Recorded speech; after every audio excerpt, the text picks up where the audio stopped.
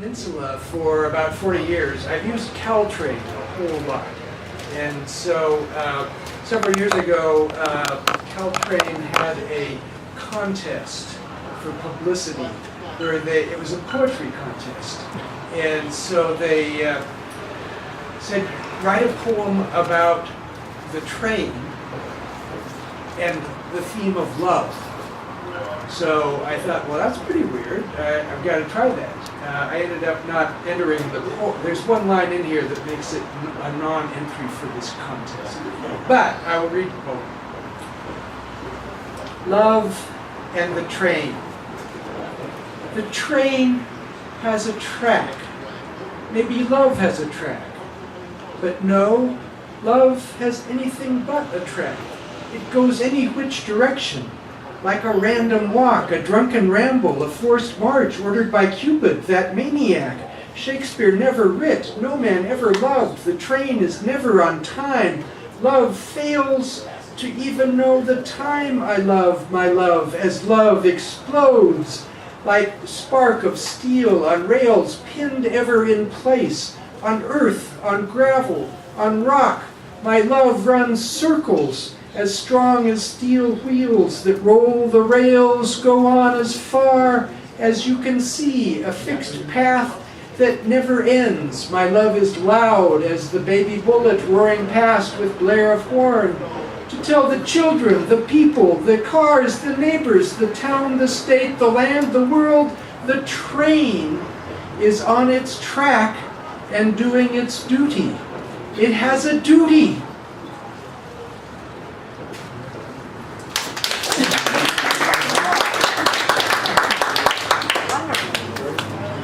Next, I have two ekphrastic poems about works of art in different parts of the world. First is, the artwork is painting by the contemporary Chinese painter Li Guijun. And this painting hangs in the National Art Museum of China in Beijing. Girl, post-revolution. She lies back on the hardwood floor, black skirt sliding off bent knees, legs crossed, left foot in the air, arms outstretched above, holding a fish. Her wide eyes stare at the underside of the gaping jaw. She doesn't know, in the next gallery, her sisters, no, her aunts and great-aunts, in Mao suits, drive tractors, lean forward into battle, ferry water buckets on a pole with rifles slung across the back. She looks like my guide in Wuhan, who pointed to where the chairman swam the river, some of our glorious revolutionary heritage. The fish is dead. It must be, or it would squirm out of her delicate fingers, spattering her naked navel, her sleeveless red blouse.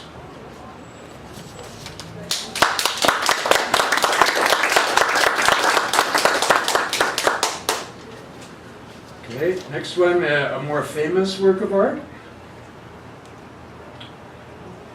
If you took the Sistine Chapel and wiped blank Michelangelo's Sibyls and Saints, the great outstretched hand of God, the spark of life, Adam and all his progeny, and the angels of the heavenly host. If you plastered over the little window that the cardinals who gather from every nation send white smoke through when they have chosen the new pope. And then if you expelled the whole hive of drifting, gaping, sweating tourists and their guides, babbling Dutch, Italian, Japanese, French, and German under lofted pom-poms, bowler hats, and stuffed toy kittens, and swept away the robed man who appears every 5 minutes to shout, "Silencio!" It would look and smell remarkably like the fellowship hall of the First Methodist Church, Maywood, California, built in 1928.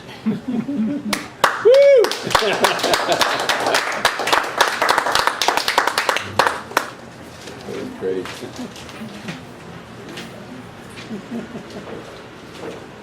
Okay, I want to ask about something. I have a poem. I think of this for the Beats, but I wrote, the only time in my life I've written a period, or maybe it's a pastiche, I don't know, but it's based on Howell. And I mean, no respect to Ginsberg, but this is to skewer something else. So, is that acceptable? No! You may never read that! No, please read it. Okay, this is, I wrote this for, as you know, I'm an environmental scientist, and I come every year to the American Geophysical Union meeting in San Francisco. For sometimes, some years, they've had an open mic, where you can just bring what you want. And so I read at one open mic and found it was, okay, my poems were a little too sober for this after the day's work, people drinking beer and they wanted entertainment. So I thought, okay, next time I'll write something that parodies, or obscures the life of a scientist, the real life, not the glamorousness. You have to read the Howell poem, too. The what? The Howell poem, you have to read that. It is the Howell. Oh, good. Oh, okay, good, good. Yeah, so anyway, this is inspired by Ginsberg's Howell and a certain issue of Water Resources Research. It's called Scream Water. I saw the best minds of my generation destroyed by the hyperbolic over-hyphenation of the hydro, geo, bio, astro, paleo, oreo, seismos, physiological undertaking of 1,000 tritium half-lives. These halfway petrified minds who slaved over super multifold position models, modal superposition manifolds, and centerfold supermodel positions until they went starving, hysterical, naked, mad. Who injected into sacred Mother Earth unholy cocktails of boric acid, bromide, atrazine, nitrate, nitrite, fluorite, halides, ground up nightlights, miscellaneous electrolytes, and lots of rhodamine. Rhodamine. Bright red rhodamine. Who stood and watched on TV as it all came out pink in springs and rivers and cheese factories. Who revised, expanded, diluted, decapitated, appendicized, abbreviated, and adulterated their manuscripts to be published after framing within the ecstatically hierarchical architecture of the tectonic take-it-away mentality of their forebears. And to survive the pretensions required of their profession, reincarnated themselves as actors, hucksters, soothsayers, panhandlers, and advertising executives, who humbly asserted, in answer to the question of what would be the consequences if their proposal were not funded, that stream flow diminution would lead to loss of irrigation, crop failure, mass starvation, and civil unrest, spawning armed conflict that escalates into nuclear Armageddon and the extinction of human life, including bureaucrats who put ridiculous questions on application forms, and all those who think water is no problem because it flows out of the tap. And audaciously expostulated that time itself can be scaled, time can be compressed, time can be discretized, time can be undimensionalized, time can be frittered, Bananas can be frittered. Time and bananas can be simultaneously frittered until time runs out. Woo! Thanks very much. Thank you, John. Got more? Thanks, John Nimmo. Okay. Sure. This is the one. Let's see. This is the safe poem that I had planned to read if I didn't feel up to scream water.